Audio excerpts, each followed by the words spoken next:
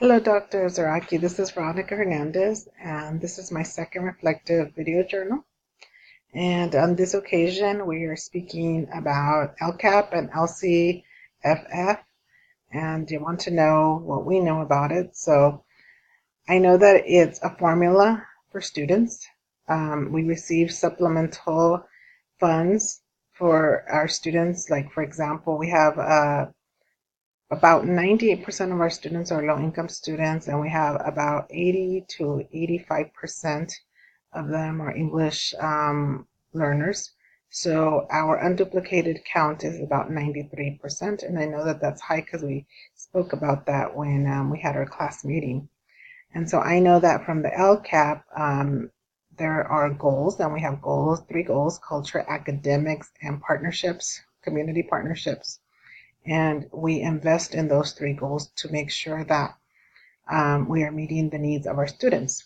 So one of the items that the district did this year is we have a new superintendent, and so she was going to do business a little bit different than our last year superintendent, who had like a committee for LCAP of different parents representing different schools, different committees.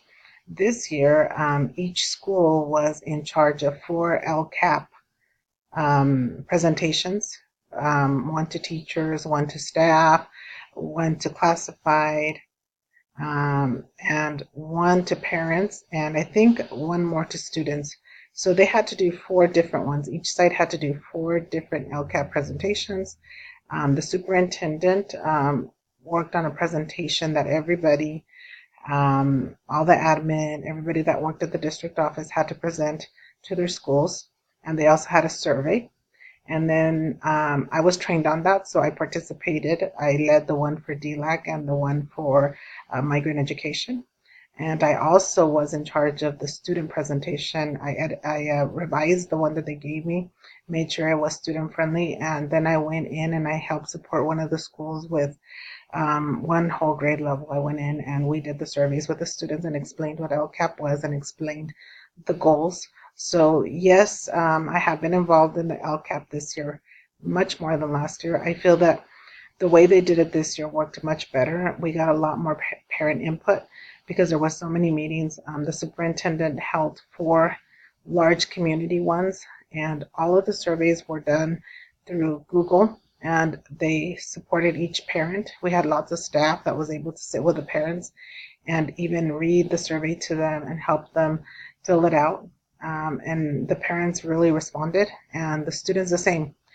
Teachers, myself, and other coaches, district coaches, went in and we helped the students, and we went question by question and explained to students what the LCAP was and that it was so that we could meet the goals that we have for them. And so that has been my experience with LCAP this year, and I feel that they did a very good job. I'm pretty sure the district has more than, I would say more than half or more, 75% of the parents probably responded to that survey. And we have all 3rd through 5th grade students. Teachers were told that they needed to participate in classes. So pretty much all 3rd through 8th grade, actually 3rd through 8th grade students would participate in the LCAP student survey. So that was really good. We're getting a lot of feedback. So one the strategies, like I said, again, were going to classes, making sure that we had community events, making sure that we had support for parents. Oh, and also one more thing, the survey was in Spanish for our Spanish-speaking parents, and the survey was in student-friendly language for our students. So I would say that this year the LCAP has been very successful to this point, and I'm glad that I participated. As I got trained on it, and then I was able to go out and support parents, and I was able to support staff and support our students. So so far, that's what I have on LCAP for today. Thank you. Have a great weekend, Professor.